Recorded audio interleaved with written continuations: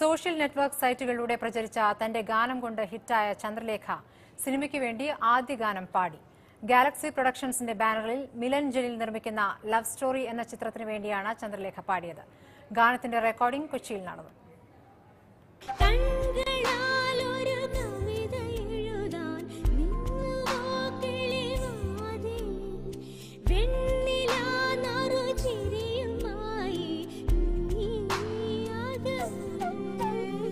അടുക്കളയിൽ വെച്ച് പാടിയ പാട്ടൊരുക്കിയ വഴിയിലൂടെ ജീവിതത്തിൽ ആദ്യമായി റെക്കോർഡിംഗ് സ്റ്റുഡിയോയിലെത്തിയപ്പോഴും ചന്ദ്രലേഖയുടെ പാട്ടിന്റെ മാധുര്യത്തിന് ഒട്ടും കുറവുണ്ടായിരുന്നില്ല. ശ്രേയാ ഘോഷാലിന് വേണ്ടി നിശ്ചയിച്ചിരുന്ന ഗാനമായിരുന്നു ചന്ദ്രലേഖ എന്ന രാജഹംസത്തെ തേടിയെത്തിയത്. ഡയറക്ടേഴ്സും എല്ലാം എന്നോട് വളരെയധികം നല്ല സ്നേഹത്തോടെ ടെൻഷൻ അടിപ്പിക്കാതെ വളരെ റിലാക്സ് ആക്കിയാണ് അവർ സംസാരിച്ചത്. മകനും ബന്ധുക്കൾക്കുമൊപ്പമാണ് ചന്ദ്രലേഖ കൊച്ചിയിലെ സ്റ്റുഡിയോയിലെത്തിയത്. അമ്മയ്ക്കൊപ്പം കൂടിയപ്പോൾ മകൻ ശ്രീഹരിയും പാട്ടുകാരനായി.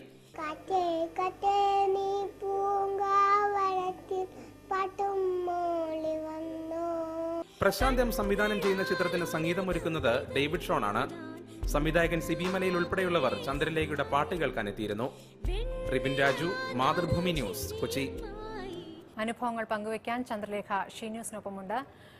ചന്ദ്രലേഖ, ഒരു വർഷം മുമ്പ് വീട്ടിനുള്ളിൽ വെച്ച് പാടിയ പാട്ട് ഇപ്പോൾ നാട്ടിൽ പാട്ടായിരിക്കുകയാണ്.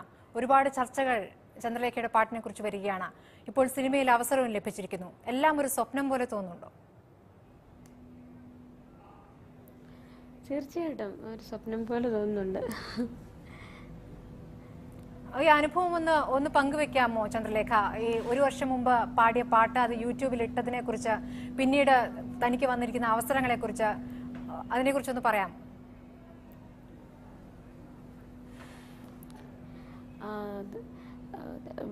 ഡയറക്ടേഴ്സ് എല്ലാം വളരെ വളരെ സന്തോഷത്തോടെയും സ്നേഹത്തോടെയാണ് എന്നോട് പെരുമാറിയത്. എനിക്കൊരു സ്റ്റുഡിയോയിൽ കയറുന്ന ആ ഒരു ടെൻഷൻ ആദ്യം ഉണ്ടായിരുന്നു. പിന്നീട് ഡേവിഡിന്റെ ഒക്കെ ആ ഒരു പെരുമാറ്റം വളരെ എനിക്ക് റിലാക്സ് ആയിട്ട് തോന്നി. ചന്ദ്രലേഖ, സിനിമയിലെ വിശേഷത്തിലേക്ക് വരാം. ഞാൻ ചോദിച്ചത്, ആദ്യം രാജഹംസമേ എന്ന് പറഞ്ഞ പാട്ട് വീട്ടിൽ വെച്ച് പാടി, അത് ഭർത്താവിന്റെ ഒരു ബന്ധു റെക്കോർഡ് ചെയ്യുകയും പിന്നീട് യൂട്യൂബിൽ ഇടുകയും ചെയ്തല്ലോ. അതേക്കുറിച്ചാണ് ഞാൻ ചോദിക്കുന്നത്. അത് യൂട്യൂബിൽ ഹിറ്റാകുന്നു, ഒരുപാട് പേർ തന്റെ പാട്ട് കേൾക്കുന്നു എന്ന് എപ്പോഴാണ് അറിഞ്ഞത്? ആരൊക്കെയാണ് ഇതുമായി ബന്ധപ്പെട്ട് പ്രതികരിച്ചത് ചന്ദ്രലേഖയോട്? എൻ്റെ ബന്ധു ഒരു ചേട്ടനുണ്ട്, ബിജു എന്നാണ് ചേട്ടൻ്റെ പേര്. അദ്ദേഹം എന്നെ കണ്ടു പറയും, ഫോണിലൂടെ വിളിച്ചു പറഞ്ഞു, മോളെ ഇതുപോലെ നിന്റെ പാട്ട് നീ യൂട്യൂബിൽ ഇട്ടിട്ടുണ്ടായിരുന്നു. കോണ്ടാക്ട് നമ്പർ കൊടുത്തിരുന്നില്ല ആദ്യം ദർശന്. അപ്പം ഈ ചേട്ടൻ പറഞ്ഞതുപോലെ യൂട്യൂബിലൂടെ കൊടുത്തിരുന്നോ എങ്കിൽ അത് മോളെ അത് ഹിറ്റായിട്ടുണ്ട്, നീ എത്രയും പെട്ടെന്ന് അത് കോണ്ടാക്ട് നമ്പർ കൊടുക്കണം. അങ്ങനെ അദ്ദേഹം എന്നോട് പറയുകയും എൻ്റെ ഹസ്ബൻഡിൻ്റെ സമ്മതത്തോടു കൂടി കോണ്ടാക്ട് നമ്പർ കൊടുക്കുകയും ചെയ്തു. അതിനുശേഷം പ്രവാസി മലയാളികൾ ധാരാളം വിളിക്കുകയും എന്നോട് അവരുടെ അഭിനന്ദനങ്ങൾ അറിയിക്കുകയും സ്നേഹം അറിയിക്കുകയും ചെയ്തു. ചന്ദ്രലേഖ, 1,00,000-ലധികം പേരാണ് യൂട്യൂബിൽ ചന്ദ്രലേഖയുടെ പാട്ട് കേട്ടിരിക്കുന്നത്. KS ചിത്ര അടക്കം ചന്ദ്രലേഖയെ വിളിച്ചു എന്ന് കേട്ടിരുന്നു. എന്താണ് ചിത്ര പറഞ്ഞത്? ചിത്ര വിളിച്ചപ്പോൾ എന്തു തോന്നി? ചേച്ചി വിളിച്ചത് വളരെ ദൈവത്തിനോട് നന്ദി പറയുന്നു. കാര്യം ചേച്ചി എന്നെ പോലെ ഒരാളോട് സംസാരിക്കൂ എന്ന് പറയുന്നത് തന്നെ എനിക്കൊക്കെ സ്വപ്നം കാണുന്നതിലും അപ്പുറമാണ്. അപ്പം ചേച്ചി പറഞ്ഞത്, ചന്ദ്രലേഖ ചേച്ചി ചന്ദ്രലേഖ എന്ന് എന്നെ വിളിക്കുകയും എനിക്ക് ഭയങ്കരമായിട്ട് എനിക്ക് ഫീൽ ചെയ്ത് ഞാൻ പൊട്ടിക്കരഞ്ഞു പോവുകയാണ് ആ സമയത്തുണ്ടായത്. ചേച്ചി പറയുന്ന വാക്കുകൾ എനിക്ക് ശ്രദ്ധിക്കാൻ പോലും പറ്റിയില്ലെന്നാണ് എനിക്ക് തോന്നുന്നത്. എന്നാലും ചേച്ചി പറഞ്ഞു, മോളെ നല്ലതായിട്ട് പാടിയിട്ടുണ്ട്, ആശംസകൾ നൽകുകയും ചെയ്തു. ഈ രാജഹംസമേ എന്ന പറഞ്ഞ പാട്ടാണ് ഒരുപാട് ആരാധകരെ ചന്ദ്രലേഖയ്ക്ക് ഉണ്ടാക്കിയിരിക്കുന്നത്. ഇനിയിപ്പോൾ സിനിമയിൽ കൂടിയും അങ്ങനെ സംഭവിക്കുമെന്ന് കരുതാം. രാജഹംസമേ എന്ന ഗാനത്തിലെ ഒരു 4 വരി ഞങ്ങൾക്ക് വേണ്ടി പാടാം.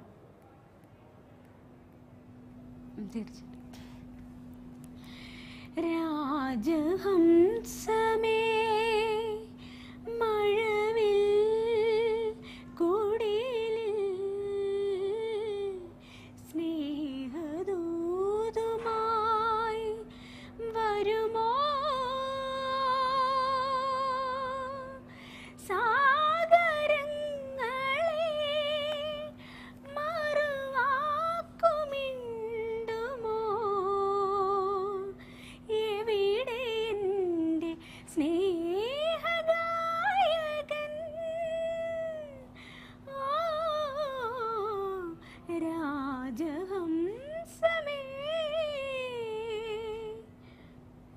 ചന്ദ്രലേഖ, ഇപ്പോൾ ആദ്യം പറഞ്ഞു തുടങ്ങിയ പോലെ ഇപ്പോഴത്തെ സിനിമയുടെ വിശേഷത്തിലേക്ക് വരികയാണെങ്കിൽ ലവ് സ്റ്റോറി എന്ന ചിത്രത്തിൽ ആദ്യ പാട്ട് പാടിയിരിക്കുന്നു. അതും ശ്രേയാ ഘോഷാലിന് വെച്ചിരുന്ന പാട്ടാണ് ഇപ്പോൾ ചന്ദ്രലേഖയ്ക്ക് ലഭിച്ചിരിക്കുന്നത്. അതിന്റെ മേൽ വേർഷൻ ആണെങ്കിൽ ഹരിഹരനാണ് പാടുന്നത്. എത്രമാത്രം അഭിമാനം തോന്നുന്നുണ്ട് ആ പാട്ടിൽ പാടാനുള്ള സാഹചര്യം എങ്ങനെയുണ്ടായി? അതിലേക്ക് എങ്ങനെയാണ് എത്തപ്പെട്ടത്?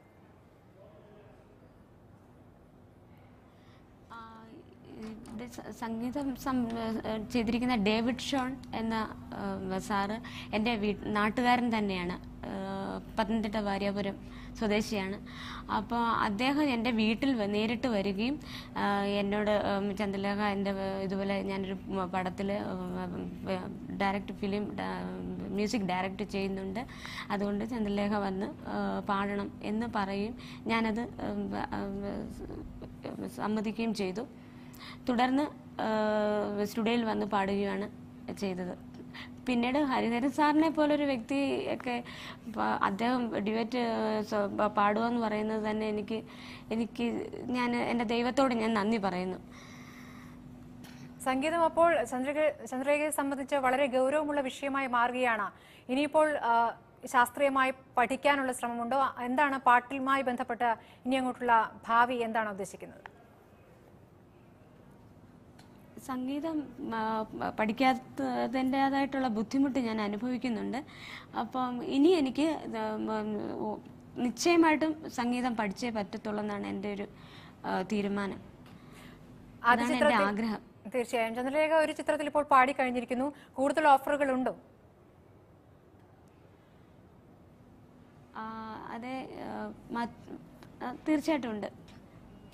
ആരൊക്കെയാ വിളിച്ചതാ, പറയാൻ പറ്റുമോ ഇപ്പോൾ? തീർച്ചയായിട്ടും പറയാം. കുറേ ഓഫറുകൾ ഇപ്പം നിലവിൽ നിൽപ്പുണ്ട്. ഒരു 1-2 സാറ് ഇങ്ങനെ നിലവിൽ നിൽപ്പുണ്ട്. അത് എനിക്ക് ഓർമ്മ വരുന്നില്ല. ആരൊക്കെയാണ് ഓഫർ തന്നത് ഇപ്പോൾ പറയാൻ പറ്റില്ല എന്ന് തോന്നുന്നു. റിയാലിറ്റി ഷോകളെ കുറിച്ചുള്ള അഭിപ്രായം എന്താണ്? ഒരുപാട് പാട്ടുകാർ റിയാലിറ്റി ഷോയിലൂടെ വന്ന് ഇപ്പോൾ സിനിമയിൽ പാടുന്നുണ്ട്. ഇനി അങ്ങനെ ഒരു ഷോയിൽ പങ്കെടുക്കാൻ ആഗ്രഹമുണ്ടോ? റിയാലിറ്റി ഷോ കുറേ കഴിവുള്ള കുട്ടികൾ തന്നെയാണ് റിയാലിറ്റി ഷോയിലൂടെ വന്നെത്തി നിൽക്കുന്നത്. എന്നെ പോലൊരു വീട്ടമ്മയ്ക്കൊക്കെ കഴിവ് തെളിയിക്കാൻ പറ്റുമോ എന്ന് എന്നെ സംബന്ധിച്ച് എനിക്കറിയില്ല. അത് പറ്റുമോ എന്ന് എനിക്കറിയത്തില്ല. ആഗ്രഹമുണ്ട്. ചന്ദ്രലേഖ ചെറുപ്പത്തിൽ ഒരുപാട് അനുഭവങ്ങളിലൂടെ കടന്നു പോയതാണ്. PG ചെയ്യണമെന്നുണ്ടായിരുന്നു. സാമ്പത്തിക ബുദ്ധിമുട്ട് മൂലം ചെയ്യാൻ സാധിച്ചില്ല. ഭർത്താവിന്റെ ചെറിയ വരുമാനത്തിലുള്ള ജീവിതം.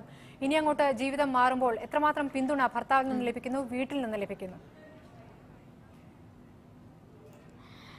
ഭർത്താവും വീട്ടുകാരും എന്നെ കൂടുതലും പ്രോത്സാഹിപ്പിക്കുന്നുണ്ട്. അതുകൊണ്ട് മാത്രമാണ് എനിക്ക് തുടർന്ന് പാടാനുള്ള അവസരം കിട്ടിയിരിക്കുന്നത്.